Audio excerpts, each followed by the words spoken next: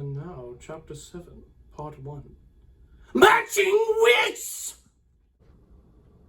Alarmed, Nancy called to Hannah Gruen, who came in hurriedly from the garden. Then she took Mrs. Putney's arm and led her to a chair.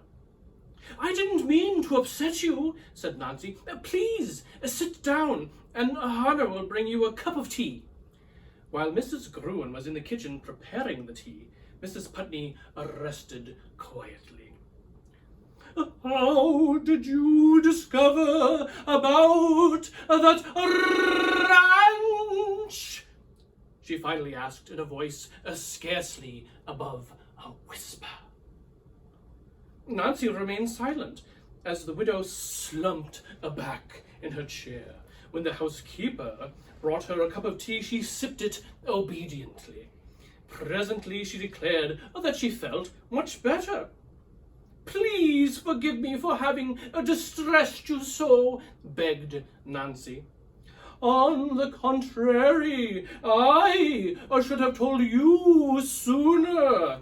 3 days ago, I had another message from my dear departed husband. He advised me to invest my money in a good, sound stock. 3 branch ranch was his recommendation. That's why I was so startled when you asked me about it, Nancy." "The message came to you at your home?" Nancy inquired. "No, through a medium. I heard of the woman and attended a séance at her home. It was very satisfying for me." "Well, who is she, and where does she live?" The question took Mrs. Putney by complete surprise. "Why, I don't know," she said. "You don't know?" exclaimed Nancy. "Well, then how could you have attended a séance at her house?" "I learned of the woman through a very friendly note that came to me through the mail.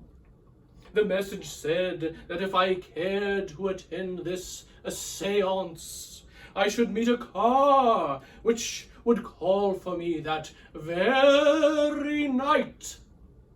"And did the car come?" "Yes, it was driven by a woman who wore a dark veil. During a rather long ride into the countryside, she never spoke to me even once." "And yet you weren't uneasy or suspicious about all of this?" "It all seemed in keeping with what I had understood to be the general practice in such things. The ride was a very long one, and, of course, I couldn't help but fall asleep. When I awakened, the car stood in front of a dark house."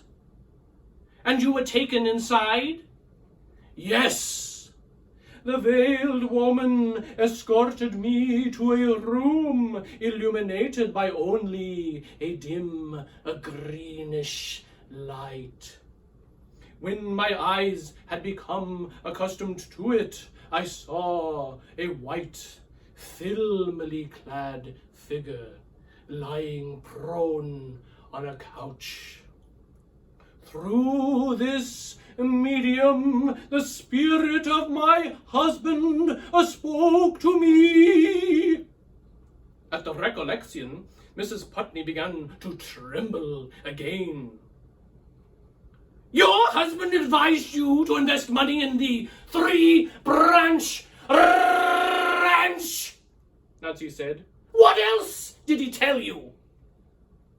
"Well, he said I should listen to no advice from any earthly person and keep what he told me to myself. Oh dear! What's the matter? Nancy asked, kindlily. I've told you too much already. I shouldn't have revealed a word of this to anybody. The widow arose and, in an agitated voice, asked Nancy to call her a nice taxi. Well, I'll drive you home myself, Nancy offered. During the ride, the young detective avoided any further reference to the subject which so distressed her companion.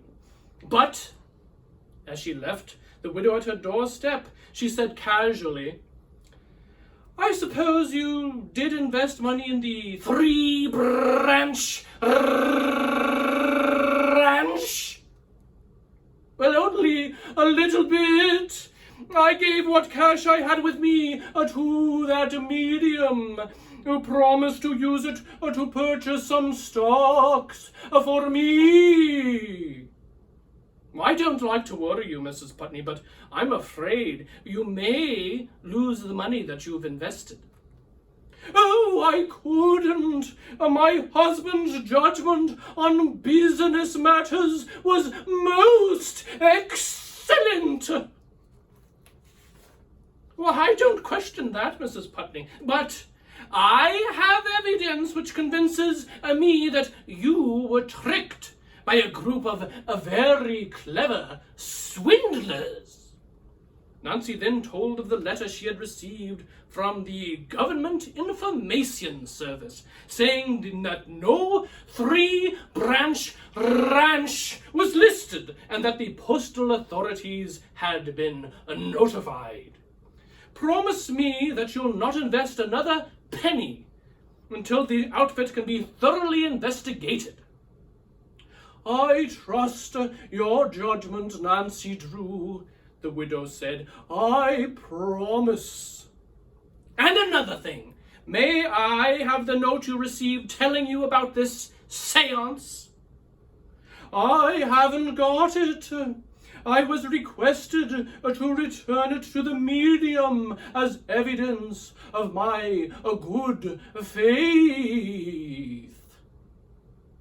Oh, that's a bad break for us, Nancy said in disappointment. Those fakers have thought of everything. That letter might have provided a vital clue. Well, what can we do? Don't admit that you suspect trickery, Nancy advised. Sooner or later, another seance will be suggested and you will be requested to invest even more of your money. Phone me the minute you receive another communication. Oh, I will, the widow promised.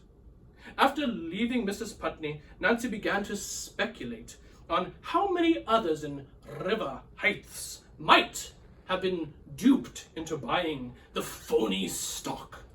The first one to come to her mind was Lola White. The second was the mysterious Sadie. Lola probably signed up for a lot of stock and is paying the bill little by little out of her wages, Nancy surmised. I must see her at once. Lola was not at a place of employment. Upon being told that the girl had not appeared for work that day because of illness, Nancy drove to the White House. Lola was lying in a hammock on the front porch, gazing morosely up at the ceiling. She sat up and tried to look cheerful. How are you today? Nancy inquired. No bad effects from the river? I'm all right, I guess, Lola answered. Thanks for what you did. We were just fortunate to be there when you needed us, replied Nancy. By the way, do you feel like telling me why you were there? No, I don't, Lola said sullenly. Nancy did not press the matter. Instead, she asked her if she had ever heard of the three-branch ranch. Lola's eyebrows shot up. But she shook her head no. Then Nancy told Lola that her real purpose in coming to call was to ask if she were acquainted with a girl named Sadie.